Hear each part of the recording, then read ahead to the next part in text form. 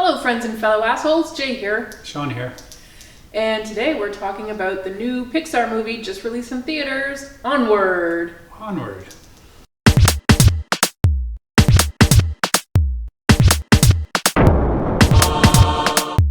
Yeah, so Sean, how did you like it? I really liked it. You really liked it? I really enjoyed it. Wow, you really enjoyed it.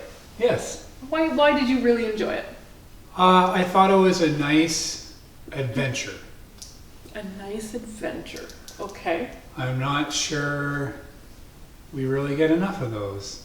Of just two brothers hanging out with half their dad and going on a quest. Yes, that's right. So if you haven't caught the gist of this from trailers yet, Onward is a movie about two brothers who have the opportunity to bring their dead father back just for a day with a magical spell.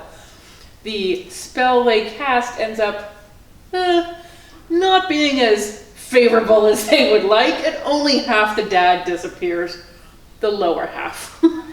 So dad is a walking pair of pants and a snazzy pair of socks. Yes. But yeah, basically wanting, the whole dad experience, as you would if you never had one. They're not always that great, but anyways. Wanting the whole full, top and bottom for one day. It's not asking a lot, but it will take an epic journey. Yes, it will. So Chris Pratt voices the elder brother, and Tom Holland the younger, Ian, who has just turned 16 and gotten his father's magical wizard staff. Because they're elf brothers and they live in a semi-magical world. A world that was a lot more magical back in the day, but technology has made magic nearly obsolete. And so, nobody really has it anymore. People have wings and they don't know how to use them anymore. And these brothers have magic, but they've never cast a spell. That's right. So, in a twist, Chris Pratt plays the really nerdy brother. Or so you think until you realize they're both super nerdy. There is just no hope in this family. Maybe we shouldn't bring the whole dad back because I have a feeling he's going to be a super big nerd too. Odds are, yeah. Yeah, wait till you see the dance moves and you'll know what I mean. But yeah, so the younger brother is, I'll say, socially awkward, doesn't have a lot of friends. The older brother is really into this magic role-playing game that he has. Historically accurate, of course. That's right. And he still lives with his mom. He's taking a really extra long gap year. And he's weirdly attached to his van. I mean, he built it, rebuilt it. Mm-hmm. Yeah, Guinevere, his lady. His lady. That's right. Otherwise, not a lot of ladies in this movie. No, just the mom and the manticore. Super ladylike, yes. I mean, let's just say you liked this movie. It's about a couple of brothers doing nice brotherly bonding, best brothers having fun kind of material. It is Frozen for boys. Yeah. Pixar now has 22 movies out. And I'll say that they have 4 with female protagonists. And it's being generous, I'll tell you why. Because Brave, female protagonist. She's kind of an anti-princess. It's a great movie, kind of underrated in the Pixar canon. And there's Inside Out, which had to be a girl because it's emotions. Right. So the little girl is a girl and the main emotion is a girl because it's an emotion. The main two. Yeah, exactly. And I'll give it to Finding Dory, even though that's a spin-off, so she wasn't intended to be the main protagonist. And I'm giving it to Mrs. Incredible for Incredibles 2, although an argument can be made that star of that one is Jack Jack. Yeah. So that's a pushing it 4 out of 22. That is a very poor report card for Pixar. I think a bit of an embarrassment, but girls are just used to that. We're used to having to sit back and watch boys tell their stories, and that should just be okay with us. And I think about our 4-year-old niece, Ella, who loves Paw Patrol, or Patrol, yeah. Because that is a whole bunch of boy dogs, and then they threw in a girl at, as an afterthought, a total afterthought. It's true. This is what happens. But anyways, it was a sweet story. I enjoyed it. I like how it ended. Yes. I thought that was a very clever way to end it, and for both of them to have growth in a matter of what for them was only 24 hours. It happened fast. But that is what a quest can do, right? It's like a super highway to growing up. Yeah, That's what you do on a quest. It's not really about the thing you thought you were looking for. No. No. It may have been in front of you the whole time. That's right. You've got a couple of brothers of yourself, so I guess you know what you're talking about. Yes. And so do you want to talk also about the short that was in front of this movie? I do. So, Pixar has a big history of putting their own shorts in front of their movies, and they've actually kind of gotten away from that recently. We haven't seen it as much, but I mean, even like, for example, Frozen was like over 2 hours long. It was one of the longer kids' movies, so they don't always have time to do it anymore. Right.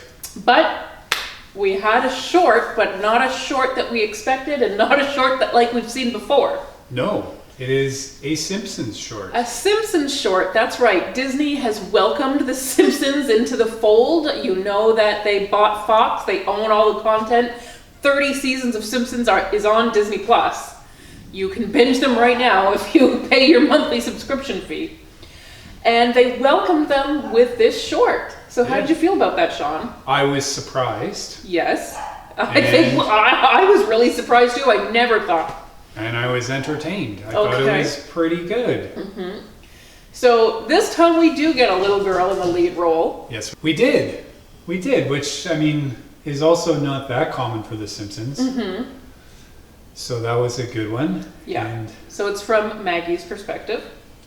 It is, which means really there's no talking. Mm-hmm. We see very little of the other family members. It's Maggie is out in the park and she meets a little boy, and has a whole thing. Almost like a falling in love, breaking up, her first heartache, all while being a baby.